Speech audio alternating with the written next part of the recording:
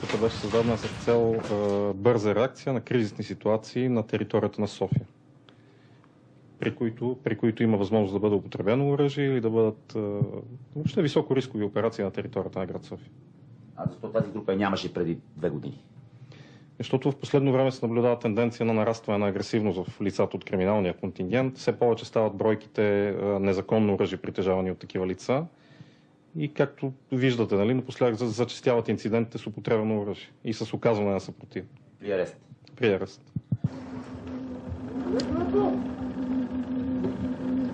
Как точно протича една ваша операция? Определяме хората, които ще участват, разпределяме задачите много точно и ясно. Всеки си знае задачата, която трябва да изпълни по време на самото задържане или проникване, или каквото и да е там, каквато е задачата.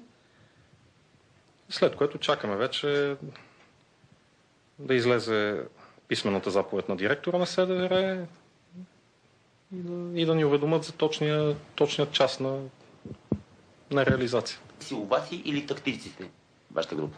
На тактиката наблягаме повече.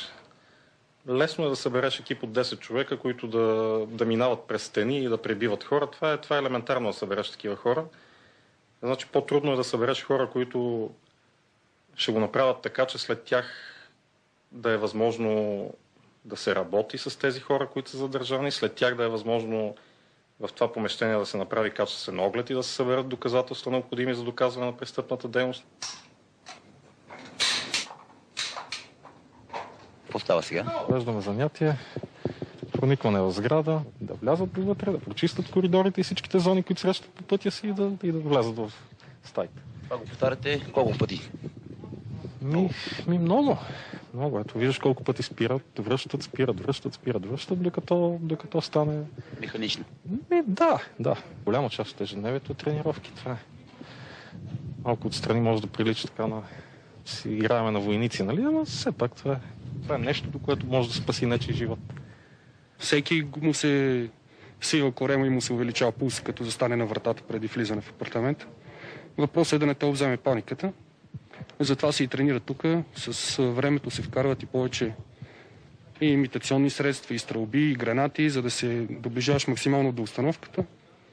И като се наложи един ден, да не те хване паниката и да не забравиш какво трябва да правиш. Ако щата, примерно в МВР 500 лева, заслужава ли си?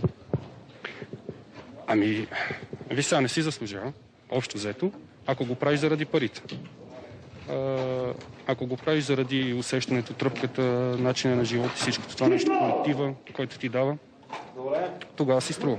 Как се познавате? Кой е? Значи ние се познаваме до съвършенство, така поне как изглеждаме, кой как се движи, по ръст, по походка. Какви са хората, при които нахувате?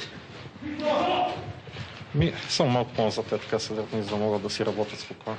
Какви хора чакате да намерите вътре сега?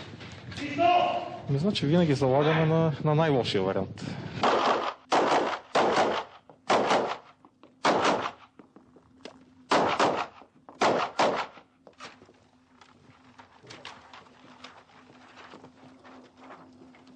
Често хората си мислят, че вие сте робокопи, нинджи, че вие сте машини. Защото не ни виждат. Защо реши да постъпиш точно тук на работа? Защото ми харесва бързата, динамичната работа. Да, ама е рисково. Адреналин. Точно този риск ми харесва на мен. Мразиш ли лошите? Не ги мразя. Аз не съм човек, който мрази. Просто си върши работа. Какво ви говорят хората, като ги задържате, като нахувате? Почти не говорим с тях. Не ли притесняваш за твоето семейство? По принцип да, обаче много ми харесва специално тази работа и... Какво казва жена ти? Жена ми се радва, когато се върнем след акция. Църква ходиш ли? Не ходим. А вие? Не. Аз ходя, аз съм традиционен християнин. На колко си години? 26. 26 години. Кога работиш тук? От 2 години, откакто е създадена групата. Просто ми прави голямо удоволствие даден човек, който е извършил нещо противозаконно, така като направя реализацията, знам, че този човек е задържан и вече тук. Като го видиш след една седмица по телевизията, че е под гаранция навънка? Много пъти се е случило един и същи човек по много пъти да го задържаме, но това не зависи от нас. Мине една операция, след това се разпускам, прибирам се вкъщи. Какво? Имаш си кола? Не, нямам кола. Какво си пътуваш? С тролей да си пътувам. Кой тролей? С кой тролей? С петица. Жена ми също е в МВР. МВР. Твоята? Моят адвокат.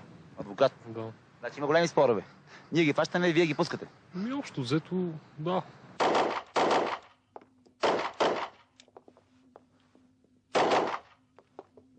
Тройката, 3 и 8. Вие сте първа двойка. Щит. Твоята отговорност е коридора след 19-та стая напред. Шестица ти сте с гранатата.